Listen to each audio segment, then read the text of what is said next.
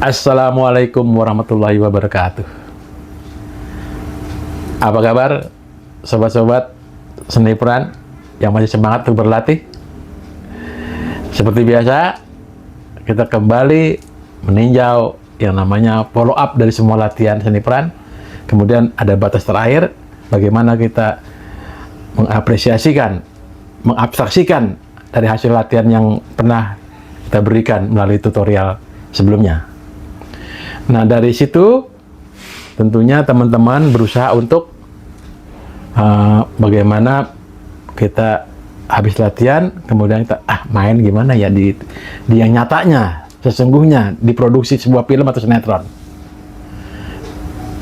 Jadi jangan lupa sebelum itu Agus 61 dalam channel Dago 61 akan mengetengahkan bagaimana kita melihat selanjutnya dari kontrak kerja artis dalam sebuah produksi.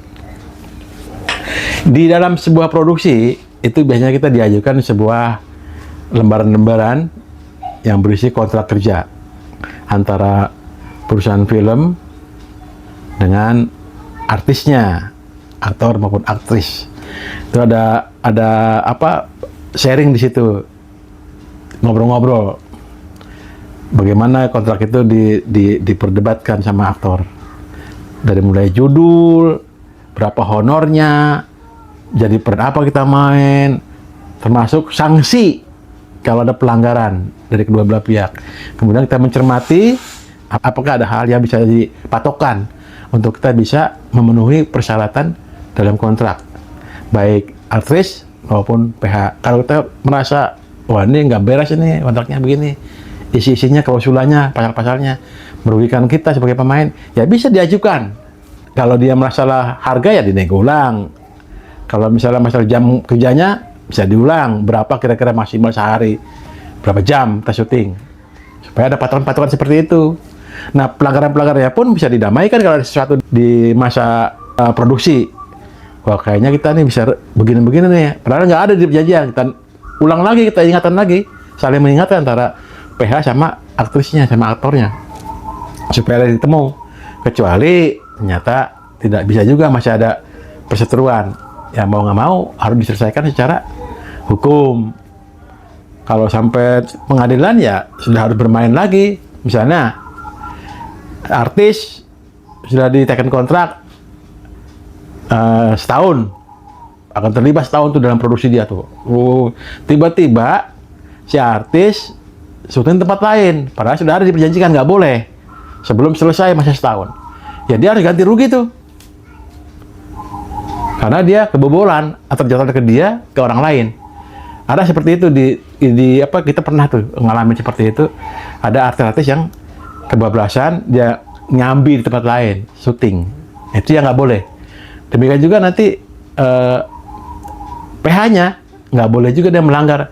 Kita diperas itu kan, misalnya katakan jam sekian masih syuting juga, kita bisa komplain. Kayak begitu. Harus dipahami betul kontrak kerja itu, supaya ada saling menguntungkan. Saya kira seperti itu teman-teman. Yang mudah-mudahan teman-teman bisa memahami itu kontrak kerja artis, dan teman-teman bisa berpikir lebih jernih.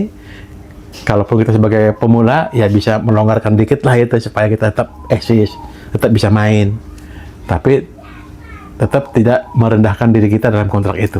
Harus ada profesional kita keluar. Oke teman-teman, saya kira itu saja untuk pemahaman kontrak. Mudah-mudahan teman-teman bisa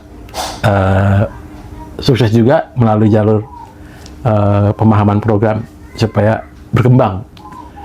Tapi jangan lupa tetap latihan, walaupun sudah sampai ke tahap itu. Oke? Jangan lupa, terakhir kita subscribe bagi yang belum, like, comment, and share. Dago 61 akan selalu mengetengahkan materi-materi yang membuat kita sebagai pencerahan. Oke, teman-teman? Saya akhiri. Wassalamualaikum warahmatullahi wabarakatuh. Dago 61.